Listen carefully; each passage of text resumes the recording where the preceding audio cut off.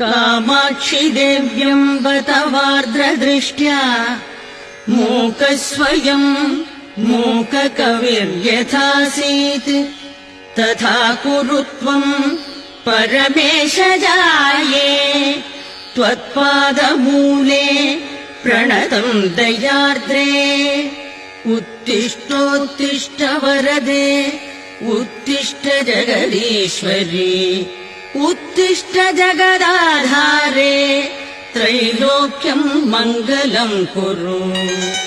शृणोषि कश्चिद्ध्वनिरुत्थितम् तम् मृदङ्गभेरीपटगानकानाम् वेदध्वनिम् शिक्षितभूसुराणाम् शृणोषि भद्रे कुरु सुप्रभातम् शृणोषि भद्रे ननु शङ्खघोषम्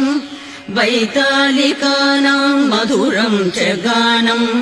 शृणोषि मातः पिककुक्कुटानाम् ध्वनिम् प्रभाते कुरु सुप्रभातम् मातर्निरीक्ष्य वदनम् भगवान् शशाङ्को लज्जान्वितः स्वयमहो निलयम् प्रविष्टः दृष्टुम् त्वदीयवदनम् भगवान् दिनेशो ख्यायात्